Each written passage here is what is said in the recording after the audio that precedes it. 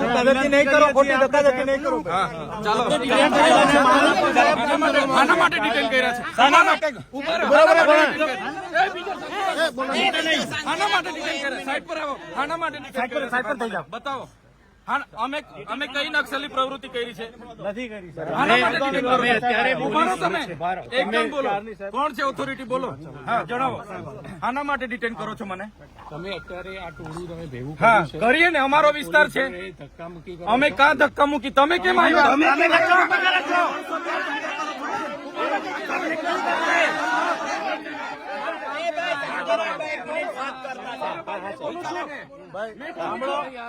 ભાઈ જો અમારા ઓથોરિટી બોલે છે, અમારા નેતા બોલે છે,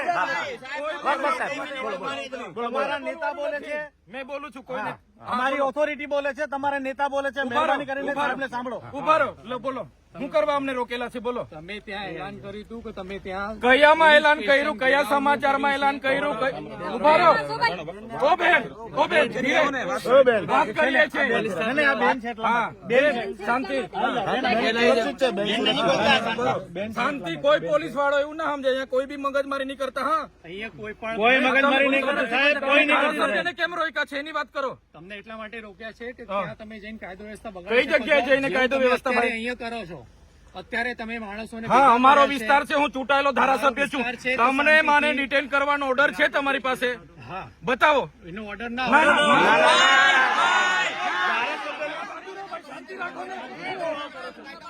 શાંતિ રાખો તમે.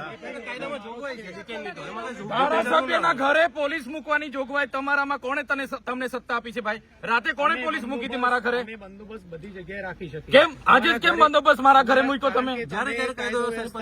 બિલકુલ નહીં. કાયદો અને વ્યવસ્થા અમે પણ જાણીએ છીએ. અમે કોઈ પ્રકારનો કાયદો વ્યવસ્થા હાથમાં લેવા નથી માંગતા. તમને હું રિક્વેસ્ટ કરું છું, તમારી વર્દીનું સન્માન કરું છું. સાંભળો મારી વાત.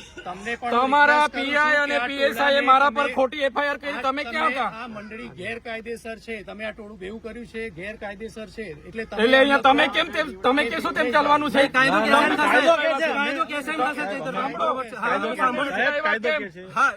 તમે મને અટકાવ્યા એટલે પબ્લિક આવી છે. કેમ મને રાત્રે અટકાવ્યા છે તમે? કેમ ધારાસભ્યને તમે નજરકેદ કેમ કર્યા છે? તમને એટલા માટે ધારાસભ્યને નજરકેદ કર્યા છે એટલા માટે લોકો ભેગા થયા છે. લોકો કઈ અમે બોલાવીને ગેરકાયદેસર મંડી નથી બની. સાંભળો તમે 10 ગાડીઓ લઈને અમને અટકાવવા કેમ આવ્યા છો ભાઈ? કારણ કે આટલું લોકો તમે ભેગા કર્યા છે એટલા માટે. હું એકલો જ હતો, કોઈ લોકો નતા. તમે મને અટકાવ્યો ત્યારે અમારા ડ્રાઈવર સાથે અમે એકલા જ હતા. એટલે આવી રીતના વાત નહીં કરવાની. બરાબર. અમે ત્યાં જઈને લોકોને વળતર અપાવીશું. અમે ગુનો કર્યો છે? તમારા પીઆઈ અરજદાર બને, તમારા પીએસઆઈ અરજદાર બને. અમને માથા ભારે સાબિત કરો તમે. એ તમને નોટિસ આપશે ત્યારે તમે. નોટિસ નહીં. નોટિસ ક્યારે? તમે આખો મોરચો લઈને ઘરે દોડી આવો છો ત્યારે નથી તમને ખબર પડતી? એ અમે નથી આપી કોઈને. ના બિલકુલ નહીં.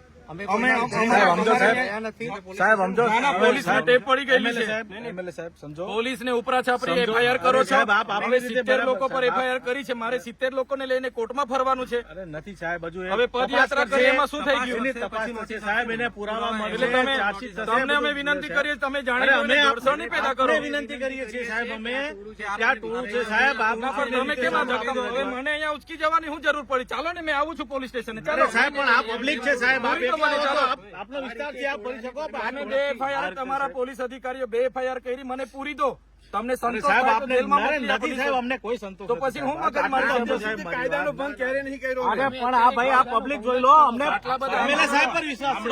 ગાંધીજી હતા ને, અંગ્રેજો સામે લડ્યા હતા, મીઠાનું સત્યાગ્રહ કર્યું તો પરમિશન નહોતી લીધી અંગ્રેજો પર.